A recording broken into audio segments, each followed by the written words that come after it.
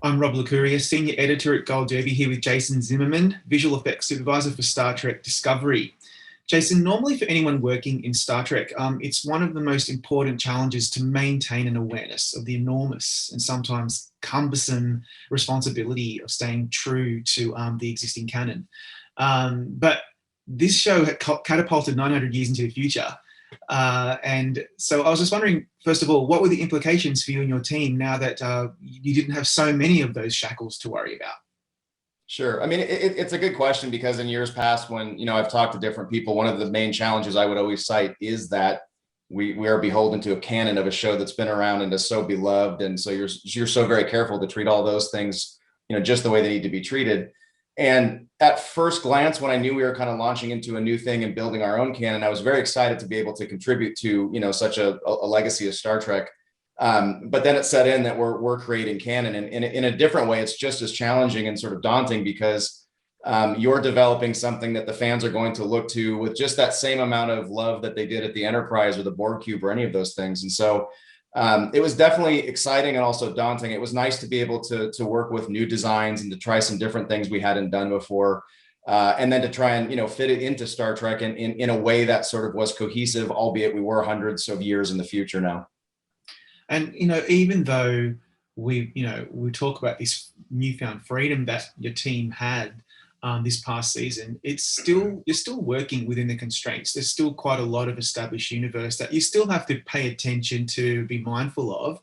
And I just wonder, how are you looking for ways to break new ground apart from the distant future stuff, where do you ever have the ability to tweak things or to kind of revisit a particular look and make it a particular shot or effect and make it something that's your own?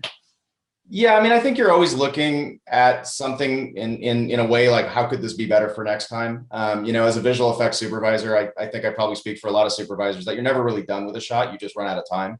You could literally go through the shot for the next 10 years, and every time you look at it, you'd see something you want to tweak or you noodle. So I think at the very least, you take those lessons with you from shot to shot, from show to show, from episode to episode, and you say, with that establisher we did last week, what can we do to make that better? How can we make it feel more realistic? What lessons did we learn? I mean, we're always trying to sort of, keep in mind the things we've learned from previous seasons, from previous episodes, from Picard, from all the, you're always sort of, learning along the way. So I don't think you're ever really done is the short answer, but you definitely are always looking for ways, first of all, I think to represent things a little bit differently, doing a ship establisher, there's only so many angles you can show that at. So, trying to figure out a different way to get us into a scene or something like that. You're always looking at different ways to do that.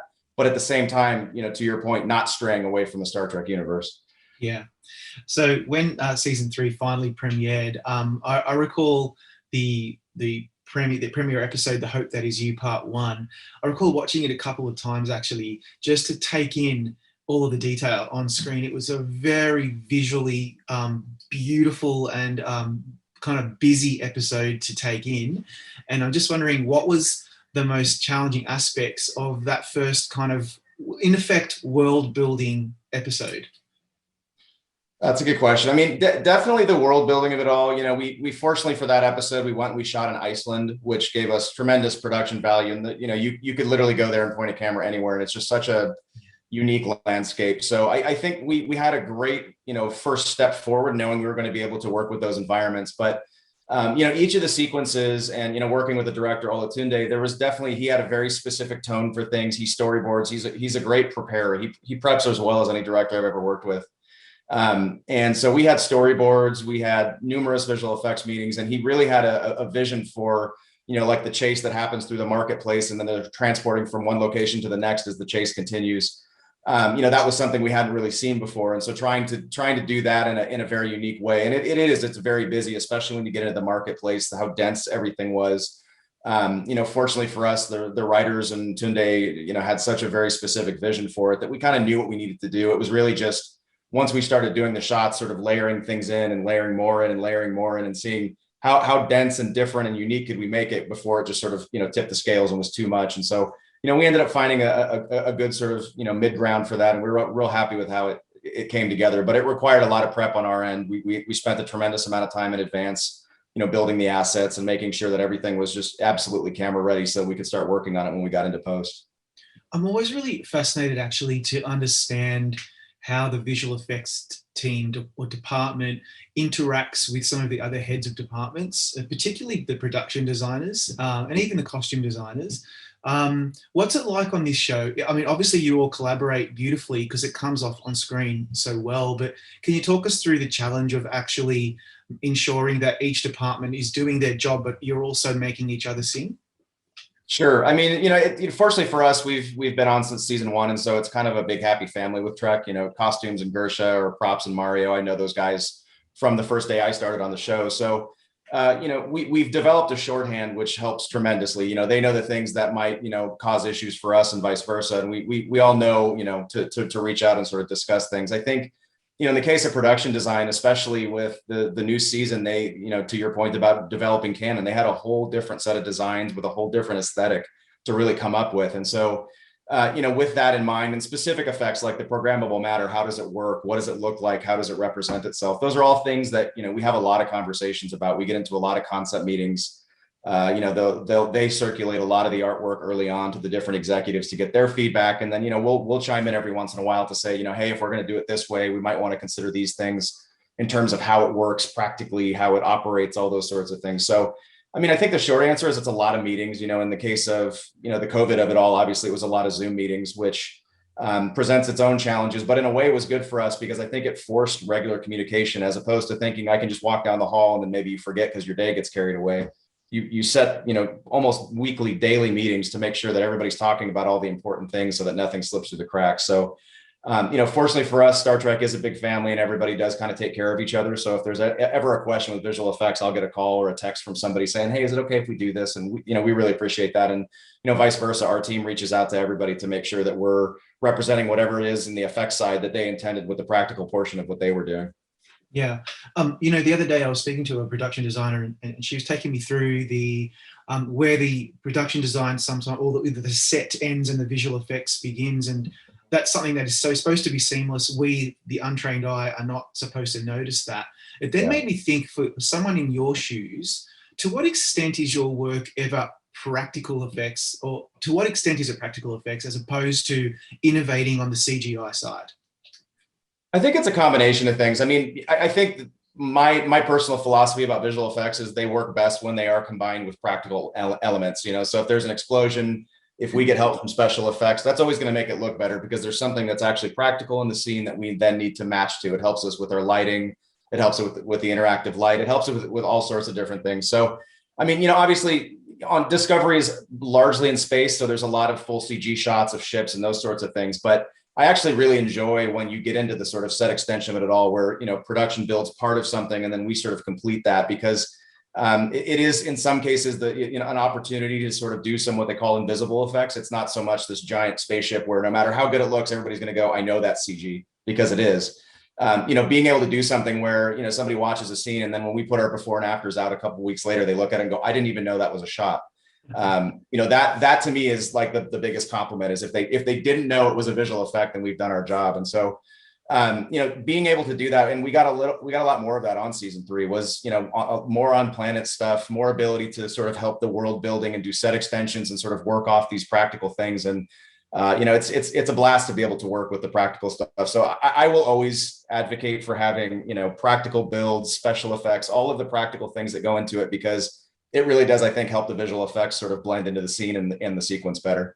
Yeah, actually, it reminds me, I want to drill down a bit more into that because this is a very obvious effects-driven show, but visual effects are in most shows that we don't even realize. They play a very vital part in supporting the story in barely visible ways. And so I was just wondering if you could pinpoint a particular example that you're really proud of from season 3 where you had to, without the visual effects, it would not have come across in the same way.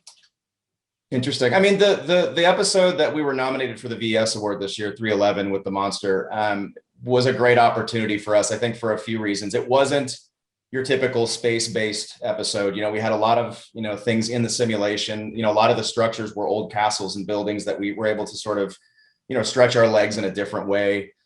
we got to do a lot of creature work, and specifically relating to the creature interacting with the actors. It wasn't just something scary that was menacing to the screen or something. I mean, there was emotion, there was, moments between Sonequa and this creature, and we had to, do facial capture and motion capture in order to sort of help tell that story. And so I think that was a lot of fun, because we got to get in there and actually it was a creature, but it was specifically a creature that had a personality and might have different emotions based on what the story was. And so we had a lot of fun doing that, because we could get in there and sort of work on the small nuanced, facial expressions and things that we might not, otherwise do on some of our other things. And then, same thing with that episode. We had a few opportunities to actually do full CG shots, just as sort of establishers that were not necessarily like spectacle CG shots. It was just sort of establishing the geography of the scene as we get into the coverage. And so being able to sort of help editorial and production like that was super fun.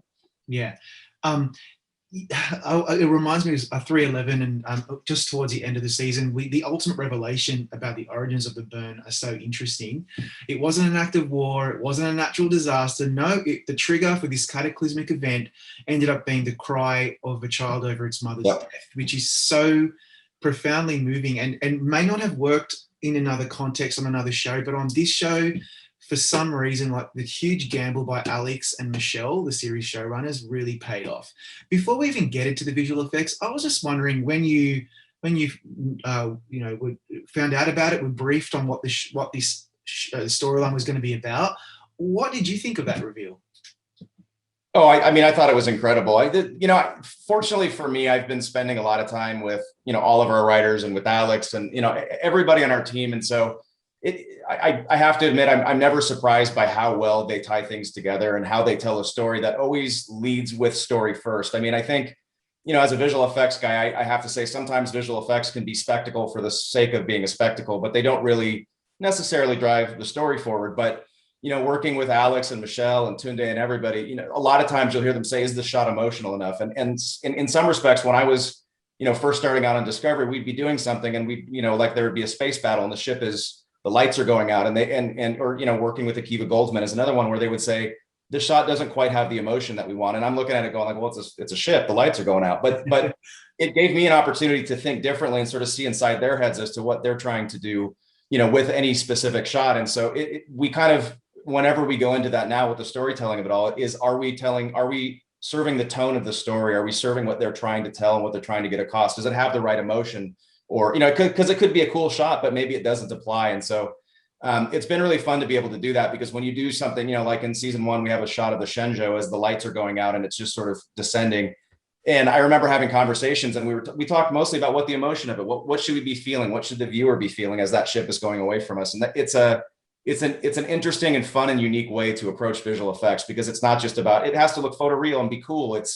Are we telling the story? Is it the right emotion? And it's a lot of fun to do it with that in mind. It sounds like a lot of fun, but it also sounds incredibly challenging, because, visual effects is obviously, it's in the word, it's a visual medium, and it's supposed to look beautiful and seamless, and it's supposed to shock us and inspire us and awe us. But the adding more emotion into the shots, I think, would be critically difficult to do, and that's particularly the case with the burn and the big reveal with the child. So, what was the brief there, and how did you pull off getting the look of that particular aspect of the show right? Because it really, really did have a huge impact on the audience.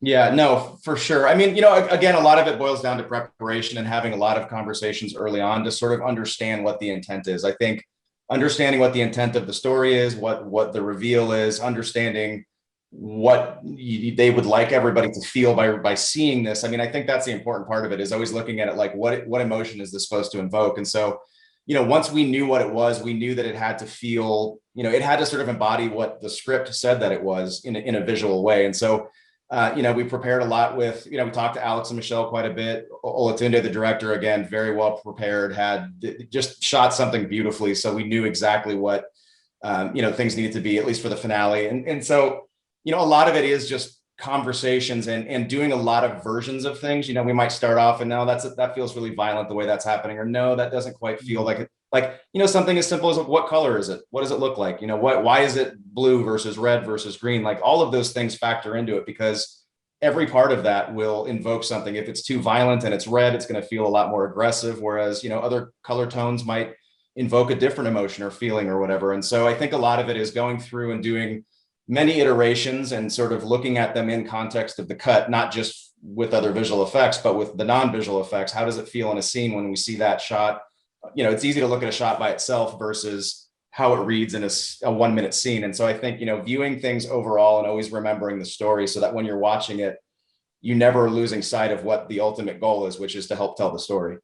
See, it's so valuable to hear this from someone like yourself, because again, we just take it all for granted and we just let it wash over us. We experience it, but so much of this, in fact, all of it is so intentional, and you get one element wrong and it could kind of fall apart. So yeah, speaking of that, I mean, your work's already been recognized by the Academy twice. You were nominated back in 2006 for Mammoth, and then in 2019 for Discovery, for what I think is one of the best episodes of any Trek ever, Such Sweet Sorrow Part 2, directed by the incomparable, as you've mentioned a few times, Olatunde Asansami, who I just think is like one of the best directors working in any medium. First of all, what's the highlight of being nominated? Does it put a little spring in your step for a month or two while you're a nominee? Yeah, it does. I mean, the other side, I mean, yeah, of course, to be recognized for the work that you do and is always amazing. And it's, not just for myself, but for my team. I mean, there's so many people that do this. I wish the Emmy, nominations could have 600 people because we could fill it out. But it does. I mean, it certainly feels good about it. I'll say the other side of it is that, Star Trek years ago was one every year it was submitted, Emmy, submitted, like nomination win. And I think we're the first show where Trek was nominated and did not win. Yeah. So that's a little bit daunting as to be the supervisor of Star Trek that wasn't able to bring it home. But, it's also a different landscape. TV visual effects are in a whole different place than they were then. But, and that's not to take away what Trek did for visual effects back in the day when they were winning. They helped define what modern visual effects would be. And, for me as a kid growing up, watching the shows, and then when I first got my first jobs in visual effects, working with the artists who had worked on The Next Generation or the supervisor who had done this, that, or the other. I mean, that was just a tremendous honor to be able to do that. So to be able to be even considered in the conversation and it's for Star Trek it's very special for sure. Yeah. And as you say, the landscape these days, it's so incredibly competitive, and there's so much beautiful, rich work out there that we're all devouring on our streaming services and on cable. So to be even nominated these days is such an achievement. And back in the day, TNG, as you were right, would just win automatically because there wasn't. I mean, it was great, but there wasn't a lot really out there that was even close to being as good as that. They were just so ahead of everybody. It was crazy. Yeah. Yeah. These days to be nominated with the amazing work out there is amazing. So, I mean, look, I think, but I think that episode in particular, I mean, it was submitted obviously, but it was submitted for good reason. I'm just wondering, final question, what do you think it was about that particular episode, the season finale of last season, that makes it so popular among fans and peers in the industry? Oh man, that's a really good question. I mean, I think it helped tie a lot of things together from the first two seasons, which is always very, very helpful. So I think there's something definitely appealing to that. I think just in general, the interaction for me between Spock and Burnham in that last episode is incredible. The emotion, again, the emotion. I mean, when we first found out about that episode, I think Alex Kurtzman called me like 4 or 5 months before we had even had a script. And he said, we're doing a space battle. And it was this whole, he was ready for it. And then again, Tunde was preparing right off the bat. So like me, Alex, and Tunde had talked about it months and months in advance. And so I think, we had a really great opportunity to design the battle in such a way that it would just be an amazing, incredible spectacle while still honoring what the story was supposed to be.